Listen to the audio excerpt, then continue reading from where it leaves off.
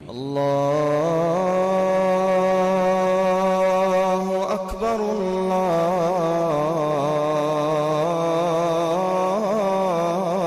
الله أكبر.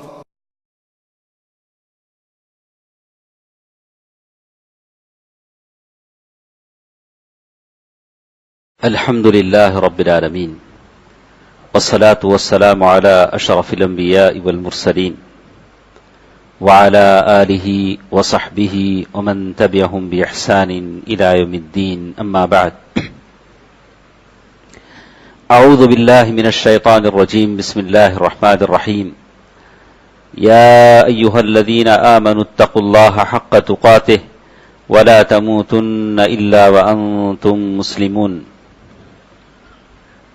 محترم حضرات، بزرگوں، دوستوں، عزیزوں، ماں اور بہنوں، چھوٹے بچوں، آج کی اس مجلس میں جو عنوان ٹاپک ہمارے ساتھ ہے وہ تعلیم کی اہمیت سیرت رسول صلی اللہ علیہ وسلم کی روشنی میں.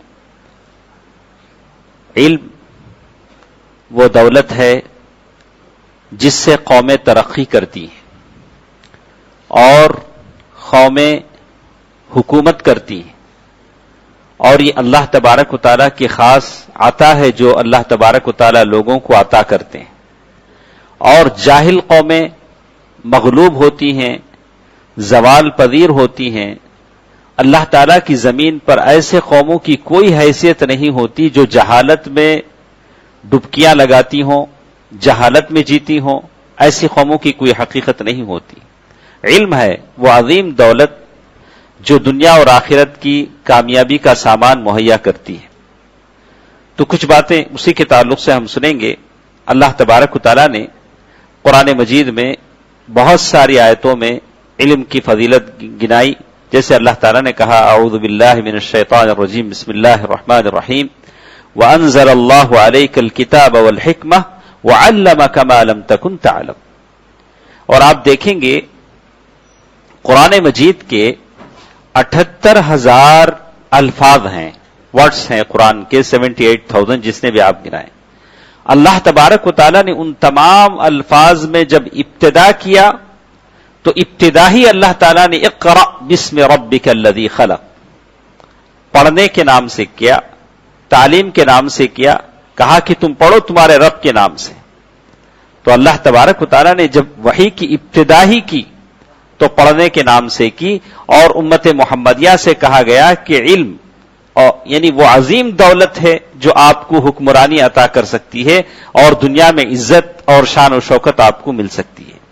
اور اسی طرح آپ دیکھیں گے اللہ تبارک و تعالیٰ نے اور ایک آیت میں جس سے کہا اعوذ باللہ من الشیطان الرجیم بسم اللہ الرحمن الرحیم نون والقلم وما یسطرون. اللہ تعالیٰ نے وہاں قلم کی قسم کھائی جس سے لوگ لکھتے ہیں. اور علم کی اہمیت کو اجاگر کرنے کے لیے اللہ تبارک و تعالیٰ نے بہت ساری آیتوں میں الگ الگ باتیں الگ الگ انداز سے فرمائیں. تو سب سے پہلی چیز علم کی فضیلت کے بارے میں اتنا کافی ہے کہ علم انبیاء کی میراث ہے. اب آپ پوچھیں گے علم کون سا علم ہے؟ کہا کہ اشرف العلم، سب سے اشرف علم جسے کہا گیا قرآن و حدیث کا علم ہے، اور قرآن ہے جو سب سے افضل علم ہے. اس کے علاوہ جو بھی علم ہے جس سے لوگوں کو فائدہ ہو اور اللہ تبارک و تعالیٰ کی پہچان ہو، لوگوں کی خدمت ہو، اسلام کی سربلندی کے لیے کام کیا جائے، وہ علم مفید ہو. تو اسی لیے کہتے ہیں کہ علم کے بارے میں کہا کہ علم حاصل کرنے والے انبیاء کے وارثین ہوتے ہیں. اس سے بڑھ کر کیا ہو کہ اتنا لمبا عرصہ گزر جانے کے بعد بھی آپ سے کہا جائے گا کہ آپ انبیاء کے وارثین ہیں. شیخ البانی نے ایک صحیح حدیث میں بتایا من سلک طریقا یطلب فیہ علما، جو شخص علم حاصل کرنے کے لیے نکلے گا، بیٹھے گا. آپ بیٹھے ہیں علم حاصل کرنے کے لیے بیٹھے ہیں، یہ بڑی سعادت ہے. علم کی کچھ باتیں سنیں گے. کہا کہ لوگ ایسے ہیں جن کے لیے آسمان و زمین کے سارے فرشتے دعائیں کرتے ہیں، سارے فرشتے دعائیں کرتے ہیں جو لوگ علم حاصل کرنے کے لیے بیٹھتے ہیں. اور اسی طرح کہا کہ علم باقی رہتا ہے مال فنا ہو جاتا ہے، علم باقی رہتا ہے، مال فنا ہو جاتا ہے۔ آپ دیکھیں گے اللہ کے نبی صلی اللہ علیہ وسلم کے صحابی ابو ہریرہ رضی اللہ تعالیٰ عنہ، کیا حالت تھی؟ وہ خود اپنی حالت بیان کرتے ہوئے کہتے ہیں کہ میں اتنا بھوکا رہتا تھا، بے ہوشی کی وجہ سے میں گر جایا کرتا تھا۔ لوگ سمجھتے تھے کہ ابو ہریرہ کو کوئی مرض لاحق ہے، ایسی بات نہیں تھی، پیٹ میں کھانا نہ ہونے کی وجہ سے، کمزوری کی وجہ سے، نقاہت کی وجہ سے بے ہوش ہو کر میں گر جاتا تھا۔ لیکن یہ اور بات کے بعد میں فتوحات ہوئی، اللہ تعالیٰ نے کبھی حضرت ابو ہریرہ رضی اللہ تعالیٰ عنہ کاٹن کے کپڑے سے ناک پوچھنے لگے تو کہا ابو ہریرہ آپ تو وہی ابو ہریرہ ہیں جو بھوکے ہو کر کبھی گر جاتے تھے اور آج کاٹن کے کپڑے سے ناک پوچھ رہے ہیں۔ کہا کہ اللہ تعالیٰ نے بعد میں دولت دی، لیکن اس ابو ہریرہ کو ہم اپنی اس مجلس میں یاد کر رہے ہیں رضی اللہ عنہم، اللہ تعالیٰ کی رحمتیں اور برکتیں آپ پر نازل ہوں، صرف ان کے علم کی وجہ سے۔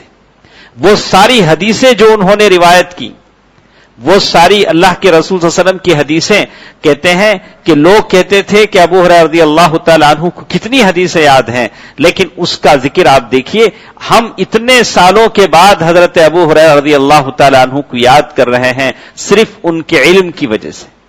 مال ختم ہو جاتا ہے، فنا ہو جاتا ہے، لیکن علم باقی رہ جاتا ہے۔ اسی لیے پیارے نبی صلی اللہ علیہ وسلم نے فرمایا اذا مات الانسان ينقطع عمله الا من ثلاث، انسان جب دنیا سے چلا جاتا ہے تو اس کا عمل ختم ہو جاتا ہے، لیکن تین چیزیں باقی رہ جاتی ہیں، اس میں کا ولد صالح يدعو له اور صدقۃ جاریہ وعلم ينتفع به، ایسا علم جو انہوں نے چھوڑ رکھا، لوگوں کو بتایا، اچھی اچھی باتیں بتائی، لوگ اچھے اچھے کام کریں گے، اللہ تعالیٰ اس کا ثواب ان کو دے گا، جیسے آج کل ہم سن رہے ہیں۔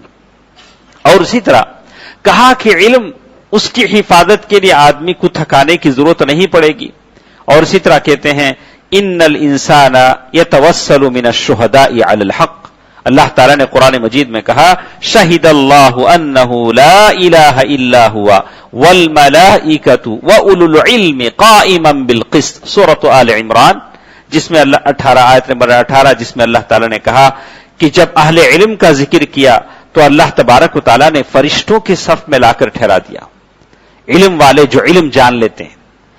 آپ علم کی قدر کو اچھی طرح سمجھتے ہیں، آپ کے گھروں میں جو صاحب علم اولاد ہے، جو دیندار اولاد ہے، ماں باپ اگر آپ ہیں، آپ سمجھ سکتے ہیں کہ آپ کا دیندار بیٹا آپ کے ساتھ کیسا سلوک کرتا ہے، جو بے دین ہے، جاہل ہے، اس کا سلوک کیسے آپ کے ساتھ ہوتا ہے۔ اگر کوئی عورت ہے تو وہ سمجھ سکتی ہے کہ اگر اس کا شوہر دیندار ہے اور علم والا ہے تو کیسے وہ اپنے اس کا شوہر اس کے ساتھ سلوک کر سکتا ہے، اور جو جاہل ہے وہ اپنی بیوی کے ساتھ کیسا سلوک کرتا ہے۔ یہ علم کی برکت ہے جو اللہ تبارک و تعالی عطا کرتے ہیں۔ اور اسی طرح کہا ہم القائمون علی امر اللہ حتی تقوم الساعہ، اور یہی لوگ ہیں علم جاننے والے، قیامت کے دن تک اللہ تعالیٰ کے دین کو پھیلاتے رہیں گے۔ وَلَن تَزَالُ هَذِهِ الْأُمَّةُ، اللہ کے رسول صلی اللہ علیہ وسلم نے فرمایا کہ میری امت میں ایک اصحاب علم کی جماعت باقی رہے گی جو دین پر قائم و دائم رہے گی۔ اور اس سے بھی بڑھ کر دیکھیے اللہ کے نبی صلی اللہ علیہ وسلم نے بس 2 آدمیوں کے بارے میں کہا کہ جن کے بارے میں رشک کیا جا سکتا ہے، حسد کیا جا سکتا ہے، کہ آپ تمنا کر سکتے ہیں کہ اللہ مجھے ایسا بنا دے۔ وہ کون؟ جس میں کہا ایک ایسا آدمی جس نے علم سیکھا، اس علم کو لوگوں میں پھیلا رہا ہے۔ دوسرا وہ آدمی التاجر جعل مالہ خدمۃ للاسلام، ایسا تاجر جس نے اپنے مال کو اسلام کی خدمت میں لگا دیا۔ ان دونوں کی تمنا آدمی کر سکتا ہے، اللہ مجھے اس صاحب علم کی طرح بنا جو علم سیکھ کر لوگوں کو سکھا رہا ہے، یا اللہ مجھے ویسے تاجر کی طرح بنا جو اپنا مال اسلام کی خدمت میں لوٹا رہا ہے، تیری رضا میں لگا رہا ہے، یا اللہ ان کی طرح مجھے بنا۔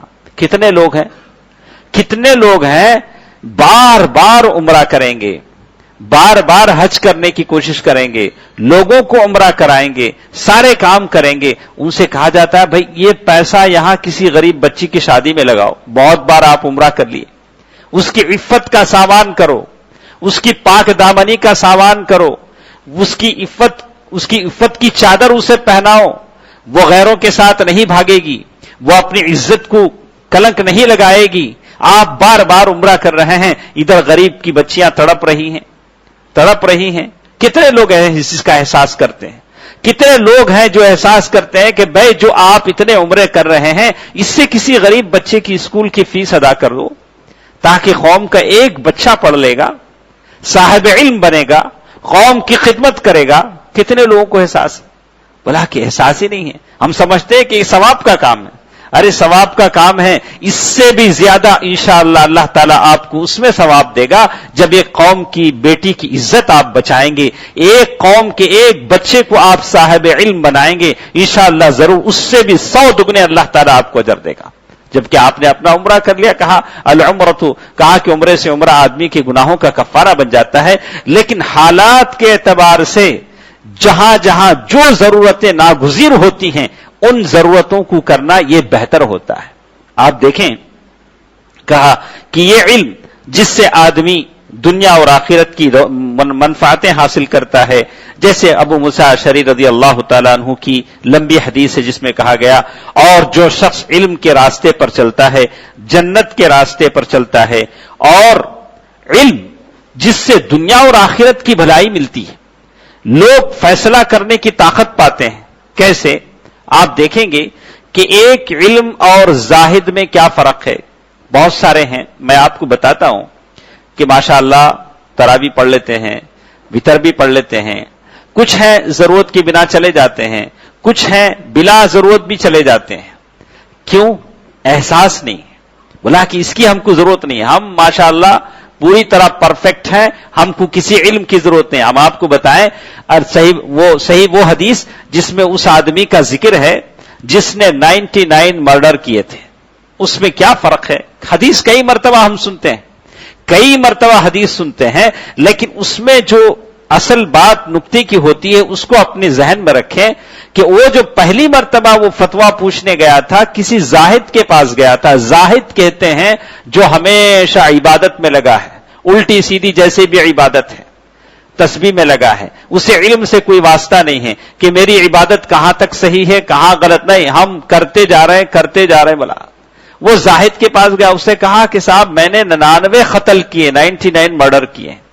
अब जाहिद को जाहिर है, जाहिद कहते हैं जो बिल्कुल इबादतों में लगा है, उसे गुनाहों से निफरत थी। उन्होंने वैसे ही फतवा दिया, अरे ऐसा अब तुम्हारे लिए तौबे की गुंजाइश कहां, तुम तो जहन्नमी हो, वैसे उन्होंने फतवा दिया।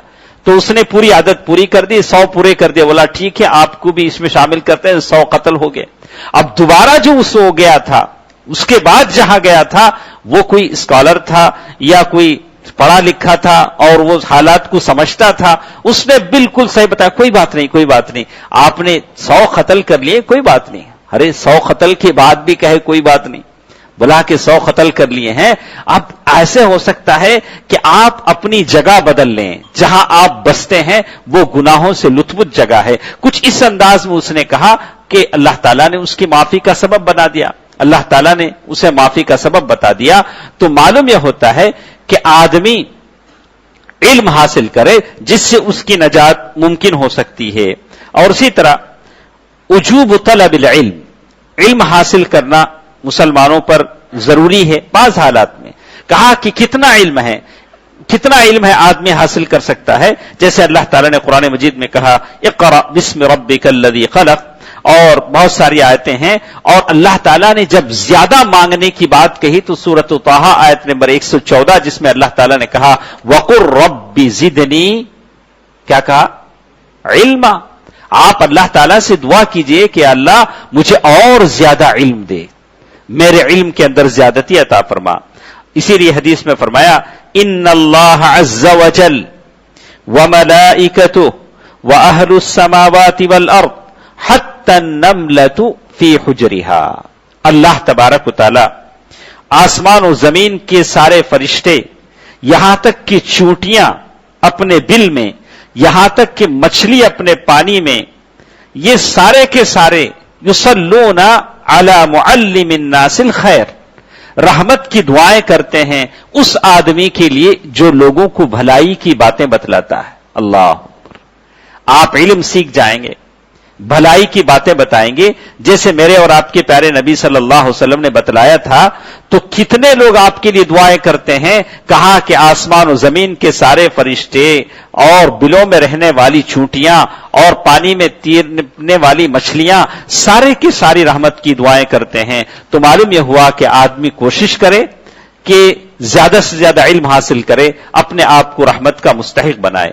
اسی طرح اگر جیسے آج ہماری حالت ہے دین کا تھوڑا بہت علم ہے اور دنیا میں پیچھے اس لیے ہیں، ابھی اچھے رزلٹ آ رہے ہیں. ابھی اخباروں میں آپ دیکھیں گے سول ایگزامز کے بہت سارے رزلٹ آ رہے ہیں، لیکن اس میں آپ کو مسلمان کتنے ملتے ہیں؟ مسلمانوں کے ٹاپرز میں کتنے نام ملتے ہیں؟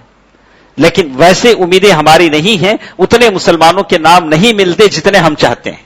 ایک آدھ نام بھی مل جائے تو دل خوش ہو جاتا ہے کہ چلو ایک آدھ مسلمان ہے، دل خوش ہو جاتا ہے. لیکن مسلمان اس میں پیچھے ہیں، شرعی علم میں بھی اور ساتھ ساتھ دنیا کے علم میں بھی، جس سے ہم حکمرانی کر سکتے ہیں. اسی لیے کہتے ہیں کہ علم اگر دنیا سے ختم ہو جاتا ہے تو یہ قیامت کی نشانی ہے. اگر علم دنیا سے ختم ہو جاتا ہے تو یہ قیامت کی نشانی ہے. اللہ کے رسول صلی اللہ علیہ وسلم نے فرمایا من اشراط الساعة ان يرفع العلم، قیامت کی نشانی یہ ہے کہ دنیا سے علم اٹھا لیا جائے، دنیا سے علم اٹھا لیا جائے. جیسے کہا ذہاب العلم ذہاب حملتہ، دنیا سے علم ایسے اٹھا لیا جائے گا، یہ نہیں ہوگا کہ کتابیں ساری چیزیں اٹھا لی جائیں. اہل علم یعنی جو لوگ علم رکھتے ہیں وہ دنیا سے اٹھا لیے جائیں گے، جیسے اللہ کے رسول صلی اللہ علیہ وسلم نے حجۃ الوداع کے موقع پر کہا تھا. اور اگر دنیا سے علماء اٹھا لیے جاتے ہیں تو سمجھ لیا جائے کہ علم اٹھا لیا جاتا ہے. اور اسی طرح کہتے ہیں کہ علم آدمی کو آخرت سے پہلے دنیا میں فائدہ دیتا ہے. آخرت سے پہلے، آخرت میں تو فائدہ ملے گا جو لوگ علم حاصل کرتے ہیں، لیکن اس سے پہلے دنیا میں فائدہ ملے گا. کیسے؟ آپ نے سنا ہوگا کہ حضرت عمر رضی اللہ تعالی عنہ کے بارے میں آتا ہے کہ نافع بن حارث کہتے ہیں کہ عمر رضی اللہ تعالی عنہ نے کہ نافع کو ایک گورنر بنایا تھا مکے کا، اور حج کا موقع تھا. اسفان کے موقع پر نافع سے ملاقات ہوئی حضرت عمر رضی اللہ تعالی عنہ کے. حضرت عمر خلیفہ تھے. حضرت عمر رضی اللہ تعالی عنہ نے پوچھا کہ نافع آپ یہاں، ہم نے تو آپ کو مکے کا گورنر بنایا تھا، آپ یہاں کیسے؟ تو نافع بن عبد الحارث نے کہا کہ میں نے وہاں دوسرے کو اپنا نائب بنایا ہے. بولا کس کو بنائے ہو؟ بولا کہ ابن ابزا. بولا کہ یہ کون ہے؟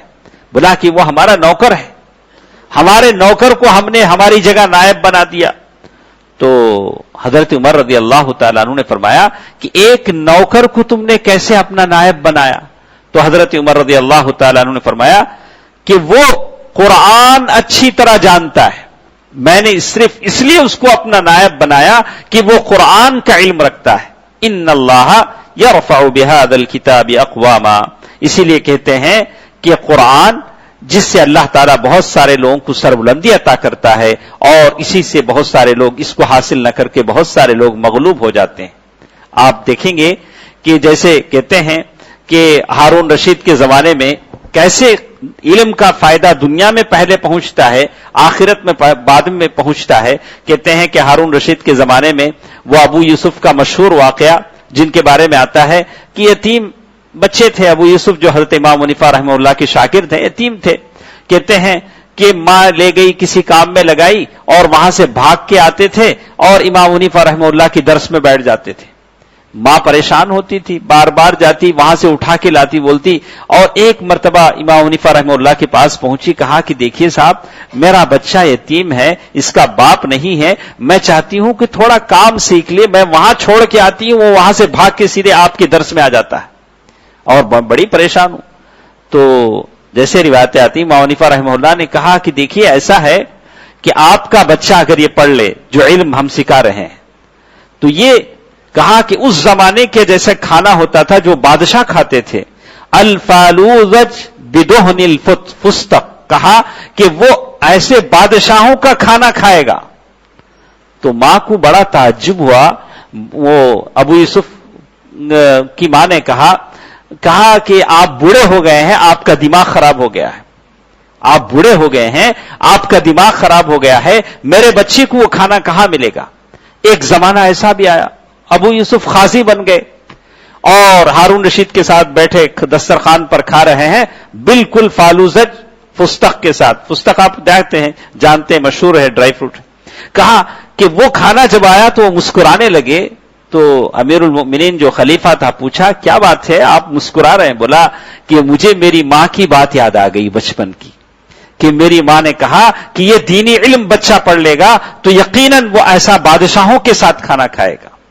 تو یہ تو دنیا کے فائدے ہیں جو اللہ تبارک و تعالیٰ عطا کرتے ہیں, لیکن آخرت میں اس کے علاوہ بھی فائدے ہیں جو اللہ تعالیٰ دیتے ہیں. اسی طرح آپ دیکھیں گے کہ اللہ کے رسول صلی اللہ علیہ وسلم نے سیرت کی روشنی میں بہت سارے ایسے کام کیے کہ جس سے اللہ کے رسول صلی اللہ علیہ وسلم نے علم کو ترقی دیا. کہ اللہ تبارک و تعالیٰ نے قرآن مجید میں کہا وَمَا أَرْسَلْنَاكَ إِلَّا رَحْمَةً لِّلْعَالَمِينَ. اللہ کے رسول صلی اللہ علیہ وسلم کی جو سیرت آئی, جو رسالت آئی ہے, وہ سارے جہانوں کے لیے آئی. اللہ کے نبی صلی اللہ علیہ وسلم سارے جہان کے جتنے دنیا کے لوگ ہیں ساروں کے لیے رسول ہیں. آپ اور ہماری ذمہ داری بنتی ہے کہ اللہ تبارک و تعالیٰ کا یہ دین ہم لوگوں تک پہنچائیں. تو دیکھیے اللہ کے رسول صلی اللہ علیہ وسلم کے زمانے میں جو صحابہ تھے وہ فارسی جانتے تھے, سلمان فارسی موجود تھے, یا صہیب الرومی موجود تھے, اور حبشی زبان جانتے تھے, بلال حبشی رضی اللہ تعالیٰ عنہ موجود تھے, پڑھنے والے لکھنے والے تھے. لیکن سریانی زبان کوئی جانتا نہیں تھا. سریانی زبان جو یہودیوں کی زبان تھی, یہ زبان کوئی نہیں جانتا تھا. تو اللہ کے رسول صلی اللہ علیہ وسلم نے حضرت زید بن ثابت رضی اللہ تعالیٰ عنہ کو حکم دیا کہ تم یہ زبان سیکھو. تو زید بن ثابت رضی اللہ تعالیٰ عنہ کہتے ہیں کہ 15 days 15 دن میں نے وہ زبان سیکھی. ان زبانوں میں اللہ کے رسول صلی اللہ علیہ وسلم کے پاس, یہودیوں کے پاس سے لیٹرز آتے تھے, تو اللہ کے رسول میرے ہاتھ سے جواب لکھاتے تھے, میں ان لیٹرز کو پڑھتا تھا. اللہ کے نبی صلی اللہ علیہ وسلم نے کتنا دھیان دیا. اب میں پوچھوں گا کہ ہم میں سے کتنے ایسے لوگ ہیں جو میڈیا میں جو اسلام پر اعتراضات ہوتے ہیں اسے کاؤنٹر کرتے ہوں, جواب دیتے ہوں کہ صاحب ہمارا اسلام ایسے نہیں ہے. یہ اسلام, یہ جہاد ہے. یہ جہاد ہے کہ آپ اسلام کی صحیح تصویر لوگوں کے سامنے پیش کریں. کتنے لوگ ہیں, ہر کوئی چاہتا ہے میں ایک نہ کروں تو دوسرا کر لے گا. ہر کوئی ایسا سوچے تو کون کرے گا آخر؟ کون آخر اسلام کی حفاظت کرے گا, اسلام کی طرف سے دفاع کرے گا؟ جو آج کل میڈیا میں ہوتا ہے اس کا جواب کون دے گا؟ اللہ کے نبی صلی اللہ علیہ وسلم کو دیکھیے سیرت کی روشنی میں, اللہ کے نبی صلی اللہ علیہ وسلم نے حضرت زید بن ثابت کو اس کے لیے تیار کیا, بولا کہ تم سیکھو, سریانی زبان سیکھو. اور اسی لیے کہتے ہیں کہ میں نے 15 دن میں سیکھ لیا. اور اللہ کے رسول صلی اللہ علیہ وسلم نے اسی لیے ایسے صحابہ سے کہا کہ نمبر سیکھو. نمبرنگ جو ہوتی ہے 1 2 3, پہلے تو صحابہ کو اور اس زمانے میں آتا نہیں تھا, اور اللہ کے رسول صلی اللہ علیہ وسلم نے خود کہا انا امت امیہ لا نکتب, کہا کہ ہم امی قوم ہیں, ہم نہیں جانتے. الشہر ہاکذا, مہینہ ایسے 30 دن کا ہوتا ہے یا 29 دن کا ہوتا ہے. اشاروں سے اللہ کے رسول صلی اللہ علیہ وسلم نے سمجھایا. لیکن بعد میں صحابہ سے کہا کہ تم نمبر سیکھو, 1 سے 2 تک, 10 تک, 100 تک, جتنے بھی نمبر ہوتے ہیں. کہتے ہیں حضرت حذیفہ رضی اللہ تعالیٰ عنہ فرماتے ہیں کننا مع رسول اللہ صلی اللہ علیہ وسلم فقال احصوا لی کم یلفظ الاسلام. اللہ کے رسول صلی اللہ علیہ وسلم فرمایا کہ مجھے بتاؤ کہ کتنے لوگ کلمہ گو مسلمان ہیں, کلمہ پڑھنے والے ہیں. تو صحابی کہتے ہیں کہ میں نے گن کر بتایا تو وہ 1500 اس زمانے میں تھے. تو اللہ کے نبی صلی اللہ علیہ وسلم نے کیسے کیسے صحابہ کو توجہ دلائی. بولا کہ کبھی عادات سکھائے, اعداد و شمار سکھائے, کبھی دوسرے لوگوں کی زبانیں سکھائیں, اور کبھی اللہ کے رسول صلی اللہ علیہ وسلم نے صحابہ کو دونوں طریقے سے, جیسے آپ کہتے ہیں نظریاتی علم اور ایک پریکٹیکل علم, جیسے اب تھیوری اور یا پریکٹیکل, دونوں چیزیں اللہ کے رسول صلی اللہ علیہ وسلم نے صحابہ کو سکھلائی. جیسے کہتے ہیں کہ اللہ کے رسول صلی اللہ علیہ وسلم کے زمانے میں تعبیر النخل ہوتا تھا. تعبیر النخل کہتے ہیں کھجور کے درختوں کی تعبیر کی جاتی تھی, یعنی اس کے کچھ حصے اسے لگائے جاتے تھے اور نر اور مادہ کو ملایا جاتا تھا جس سے خوب کھجور ہوتا تھا.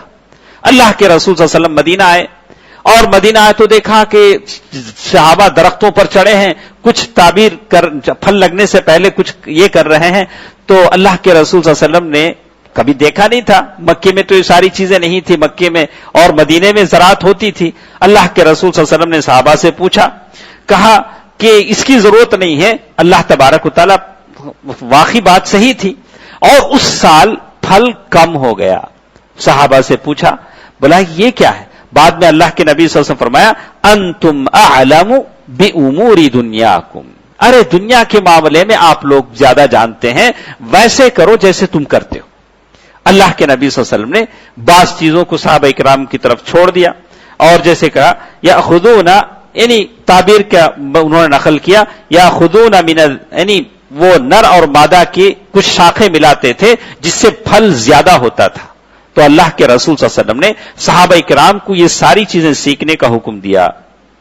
اور اسی طرح علم کے بارے میں کسی صاحب کی رائے ماننے کی بات آتی ہے، لینے کی بات آتی ہے. اللہ کے رسول صلی اللہ علیہ وسلم جنگ بدر کے لیے نکلے اور بدر میں پہنچے تو دشمنوں سے بہت دور پانی کے چشمے وہاں تھے. اللہ کے رسول صلی اللہ علیہ وسلم وہاں پڑاؤ کیا.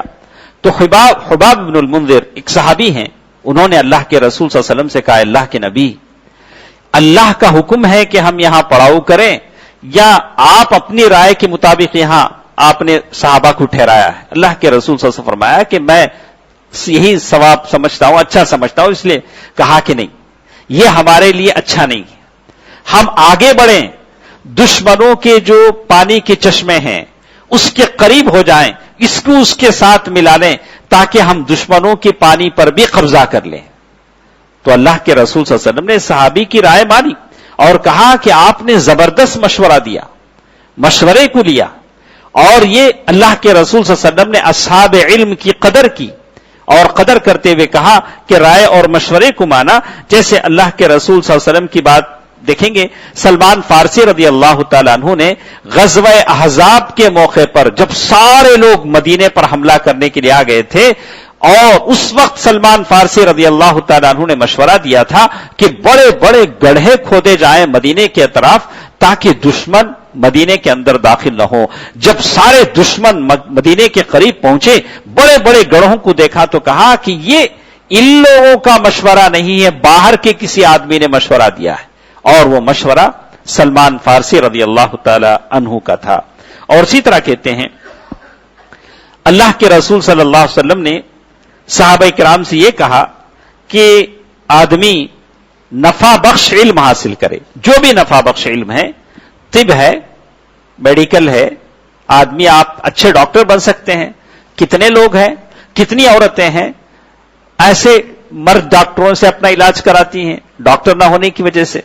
اسلام نے کہا کہ عورت ڈاکٹر کے پاس جائے جو مسلمہ ہو، اور اگر مسلمان ڈاکٹر نہ ہو تو ہندو ڈاکٹر جو لیڈی ہو. ایسے اصول بتائے گئے. اگر وہ نہ ہو تو پھر مسلمان مرد، پھر قید، ایسے سارے مجبوری کی حالت میں بتائے گئے. اگر کوئی شخص طب حاصل کرتا ہے، جیسے اللہ کے رسول صلی اللہ علیہ وسلم نے، بہت سارے لوگ تھے جو طب جانتے تھے، طب کے معنی میڈیکل کا جو میدان تھا، یا اللہ کے رسول صلی اللہ علیہ وسلم نے عورتیں بھی تھی اللہ کے رسول صلی اللہ علیہ وسلم کے زمانے میں جو طب جانتی تھی، میڈیکل جانتی تھی. رفیدہ الانصاری رضی اللہ تعالی عنہ جو لوگوں کا علاج کرتی تھی، ان کے لیے اللہ کے رسول صلی اللہ علیہ وسلم نے خاص یہ خیمہ لگوایا تھا جس میں وہ مریضوں کا علاج کرتی تھی.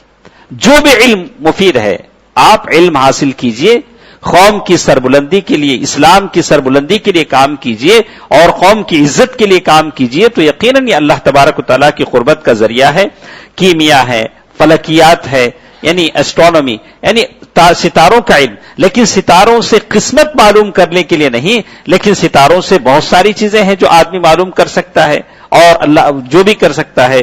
اسی لیے آپ دیکھیں گے کہ اب سوال یہ پیدا ہوتا ہے کہ اللہ کے رسول صلی اللہ علیہ وسلم نے خیر کو جس سے بھی ملا حاصل کیا، بھلائی جس سے بھی ملی حاصل کیا. اللہ کے نبی صلی اللہ علیہ وسلم نے ممبر پر خطبہ دیا. وہ ممبر بنانے والا کون تھا؟ رومی بڑائی تھا جو مسلمان نہیں تھا. وہ ممبر اس نے بنایا جو مسلمان نہیں تھا. وہ تو ایک بڑائی تھا، روم کا رہنے والا تھا، لیکن اللہ کے نبی صلی اللہ علیہ وسلم نے اس سے کام لیا. اور وہ خیر تھا جو اللہ کے رسول صلی اللہ علیہ وسلم حاصل کرنا چاہتے تھے. اور اسی طرح لوگوں کو علم حاصل ہوتا ہے تو ایک بڑی چیز جس سے وہ بچ جاتے ہیں اوہام سے، خرافات سے، اور آدمی بچ جاتا ہے. ہم کتنے لوگ ایسے ہیں جو پہلے بہت سارے کام کرتے تھے، لیکن جب علم حاصل ہوا، اللہ تعالیٰ نے علم دے دیا تو ان ساری چیزوں سے بچ گئے. جیسے ابراہیم کہتے ہیں کہ اللہ کے رسول صلی اللہ علیہ وسلم، صحیح بخاری کی حدیث ہے، مغیرہ بن شعبہ کی روایت ہے، کہتے ہیں کہ اللہ کے رسول صلی اللہ علیہ وسلم کے بیٹے ابراہیم کا انتقال ہوا. لوگوں نے کہا، اور جس دن انتقال ہوا اس دن سورج کو گرہن لگا. لوگوں نے کہا کہ ابراہیم اللہ کے رسول کے بیٹے ہیں، ان کے انتقال کی وجہ سے سورج کو گرہن لگا. اللہ کے رسول صلی اللہ علیہ وسلم نے فرمایا کہ نہیں، ان الشمس والقمر آیۃ من آیات اللہ، سورج اور چاند اللہ کی نشانیوں میں سے ایک نشانیاں ہیں، وہ کسی کی موت پر، کسی کی پیدائش پر ان کو گرہن نہیں لگتا. تو علم ہے جو آدمی کو اوہام اور خرافات سے نکالتا ہے. آپ دیکھیں گے کہ علم کا اتنا اہتمام سیرت نبوی میں ہمیں ملتا ہے کہ بدر کے جو قیدی تھے، جو قید ہو کر آئے تھے، 70 آدمی قید ہوئے، اور ان قیدیوں کو ایسے کیا گیا کہ جن کے پاس تاوان دینے کے لیے پیسہ نہیں تھا، اللہ کے رسول صلی اللہ علیہ وسلم نے فرمایا کہ تم 10 بچوں کو پڑھاؤ، جب 10 بچے پڑھنے کے قابل ہو جائیں گے تو ہم تمہیں آزاد کر دیں گے، چھوڑ دیں گے. تو زید بن ثابت ان 10 بچوں میں سے ہیں جو قیدیوں کے پاس پڑھ کر بڑے ہوئے. قیدیوں کے پاس پڑھ کر انہوں نے علم حاصل کیا اور کاتب وحی ہو گئے، اور قیدیوں کے پاس پڑھ کر جو علم انہوں نے حاصل کیا. تو معلوم یہ ہوتا ہے کہ گرچہ کہ وہ قیدی کافر تھے لیکن پڑھاتے تھے. اگر ایسی کوئی چیز عقیدے میں غلط نہیں ہے اور پڑھا سکتے ہیں تو کہا کہ ان سے بھی علم حاصل کیا جائے، جیسے اللہ کے رسول صلی اللہ علیہ وسلم نے حاصل کیا. اور آدمی جب پڑھ لیتا ہے تو وہ ساری چیزیں ختم ہو جاتی ہیں، جیسے حدیثوں میں بتایا کہ کہانت ہے، جادو ہے، اور بدشگونی ہے، یہ اور عراف ہے، یہ ساری چیزیں برائیاں ہیں جو معاشرے سے ختم ہوتی ہیں. آج ہمارے معاشرے میں جو بدعتیں ہیں، جو رسم و رواج ہیں، جو گناہ ہیں، صرف جہالت کی وجہ سے ہیں. اگر یہ قوم پڑھنے لگ جائے تو یقیناً اللہ تبارک و تعالیٰ یہ ساری چیزیں ان سے ختم کر دیں گے. اسی طرح اللہ کے رسول صلی اللہ علیہ وسلم نے تجرباتی علم پر بھی توجہ دی. تجرباتی علم کہتے ہیں، یہ ایک علم تو وہ ہوتا ہے جو کتابوں میں ہوتا ہے، یہ ایک علم وہ ہوتا ہے جو تجرباتی علم ہوتا ہے. جیسے اللہ کے رسول صلی اللہ علیہ وسلم نے ایک صحابی سے کہا، کہ اے صحابی، تمہارے آنکھ کا تم پر حق ہے، تمہارے جسم کا تم پر حق ہے کہ عبادت کرو، لیکن اس کا بھی حق ادا کرو. تھوڑی دیر سو جاؤ، تھوڑی دیر جسم کو راحت پہنچاؤ. تو اللہ کے رسول صلی اللہ علیہ وسلم نے انسان کے بدن کا حق، اس کی قدر و قیمت کا اعتراف کیا. بلا کہ تعلیم اسی میں ہے، اور آدمی کی سوچ اور فکر اسی میں ہے کہ آدمی عبادت کے ساتھ ساتھ اپنے جسم کا بھی حق ادا کرے، اپنے آنکھوں کا حق ادا کرے. اور اسی طرح جو بیماریاں ہیں اس کے بارے میں اللہ کے رسول صلی اللہ علیہ وسلم کا نمونہ دیکھیے کہ اللہ کے رسول صلی اللہ علیہ وسلم نے پہلے تو یہ بتایا کہ کوئی بیماری خود سے اثر نہیں کرتی، اور یہ علم ہے، اور علم آپ حاصل نہیں کریں گے تو کیسے آپ کو معلوم ہوگا کہ یہ بیماری ہے. اللہ کے رسول صلی اللہ علیہ وسلم فرمایا کہ کوئی بیماری خود سے نہیں پھیلتی جب تک کہ اللہ تبارک و تعالیٰ کی اجازت نہ ہو. لیکن اللہ کے رسول صلی اللہ علیہ وسلم نے احتیاط کرنے کا بھی حکم دیا. کہا فر من المجذوم کفرارک من الاسد، کہا کہ مجذوم آدمی سے ایسے بھاگو جیسے شیر سے بھاگتے ہو. ایک طرف ایسے کہا، اور ایک طرف اللہ کے رسول صلی اللہ علیہ وسلم نے یہ بھی کہا کہ کوئی بیماری لا عدوى ولا طیارہ، کوئی بیماری خود سے نہیں پھیلتی. احتیاط اپنی جگہ، لیکن عقیدہ اپنی جگہ کہ کوئی بیماری خود سے پھیلنے کا اثر نہیں رکھتی جب تک اللہ تبارک و تعالیٰ کی اجازت نہ ہو، جب تک اللہ تبارک و تعالیٰ کی اجازت نہ ہو. لیکن اللہ کے رسول یہ کہا کہ اگر تم کہیں ایسی جگہ ہو اور جہاں بیماری ہو تو وہاں سے باہر نہ نکلو، اگر کہیں ایسی جگہ جانا چاہتے ہو جہاں بیماری ہو تو وہاں مت جاؤ.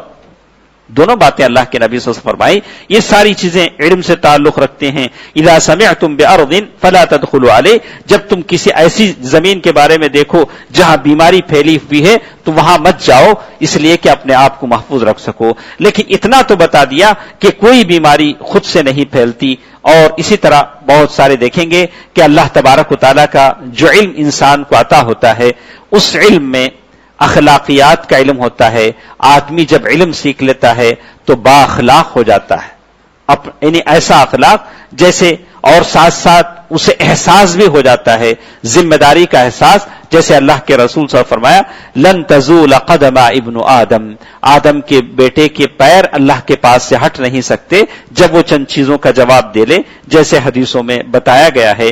اور علم حاصل کرنے والا عاجز بھی بن جاتا ہے. عاجز کیسے؟ آپ دیکھیں گے حضرت موسیٰ علیہ السلام جن سے اللہ تعالیٰ نے بات کیا, ہاں کلیم کہتے ہیں, بات کیا. حضرت موسیٰ علیہ السلام جن پر وحی کی گئی, جن کو کتاب دیا گیا, یہ ساری چیزیں اپنی جگہ تھیں. ایک مرتبہ لوگوں میں کھڑے ہو کر کہا کہ کسی نے پوچھا کہ موسیٰ اب زمین پر سب سے زیادہ جاننے والا کون ہے؟ تو ظاہر ہے اللہ کے نبی تھے, اور انہوں نے کہا کہ میرے علاوہ کون ہے؟ بولا کہ میرے علاوہ کون ہے؟ اللہ تعالیٰ کو یہ چیز پسند نہیں آئی. بولا کہ نہیں جی, ہمارا ایک بندہ مجمع البحرین میں ہے, وہ تم سے زیادہ جانتا ہے. اب بوریا بستر سنبھالے, اپنے شاگرد کو ساتھ لیے, چلو وہاں جا کر علم سیکھتے ہیں. علم سیکھنے کا طلب دیکھیے کیا ہے. کہا اور بڑی مشکل سے صحرا پار کیے, دریا پار کیے, وہاں پہنچے. کہا ہل اتبعک, کہا کہ کیا میں تمہارے ساتھ نہ لگ جاؤں کہ تم مجھے وہ علم سکھاؤ جو اللہ تعالیٰ نے تم کو سکھایا ہے. عاجزی کے ساتھ. کیا وہ نہیں چاہتے تھے ارے مجھے کیا کم ہے, اللہ کی کتاب میرے اوپر نازل ہوئی, اللہ نے میرے سے بات کیا, میں ان کا علم کیوں حاصل کروں؟ بلا کہ نہیں. علم ہے جو آدمی کے اندر عاجزی, انکساری پیدا کرتا ہے. دوستو, عزیزو, ماں اور بہنوں, ہم اس پر خصوصی توجہ دیں. ہم بھلے دوسری چیزوں میں بہت سارا اپنا مال و متاع خرچ کرتے ہیں, دولت خرچ کرتے ہیں, اپنے بچوں کی پڑھائی پر خرچ کریں. یہی چیز ہے جو ہماری اصل دولت ہے. ہم بھوکے رہیں لیکن بچوں کی تعلیم پر توجہ دیں, اور گھروں میں ایسا ماحول باقی رکھیں کہ بچے سکون کے ساتھ پڑھ سکیں. کتنے گھر میں بچے ایسے ہیں علم کی وجہ سے اس لیے محروم ہو گئے کہ ماں باپ کے جھگڑے کی وجہ سے وہ پڑھ نہیں سکے. کتنے بچوں سے آپ انٹرویو لیجئے, بولیں گے کہ گھر میں حالت اچھی نہیں اس لیے میں نے ڈسکنٹینیو کر لیا, میں نے پڑھ نہیں سکا. یہ وبال, یہ سارا گناہ ان ماں باپ پر ہے جو اپنے بچوں کو ماحول فراہم نہیں کر سکے. اور سب سے بہترین دولت قرآن کی دولت ہے جو انسان کو عطا ہوتی ہے. انشاءاللہ کسی مجلس میں ہم بتائیں گے کہ میں 14 اسباب لائے تھے, میں نے لکھ کر لائے تھے جو آپ کو بتا سکوں کہ قرآن حفظ اگر آدمی کر لیتا ہے تو کیسے اس کا تقرب, اللہ تعالیٰ کا تقرب اس کو حاصل ہوتا ہے. اللہ تعالیٰ سے دعا ہے کہ اللہ تبارک و تعالیٰ علم کے حصول پر توجہ دینے کی مجھے اور آپ کو توفیق دے. اللہ تبارک و تعالیٰ قوم کے ہر فرد کو صاحب علم بنائے. اللہ تعالیٰ اس کے اسباب وسائل ہمارے لیے عطا فرمائے. آمین برحمتک یا ارحم الراحمین, والحمد للہ رب العالمین. والسلام علیکم ورحمۃ اللہ وبرکاتہ.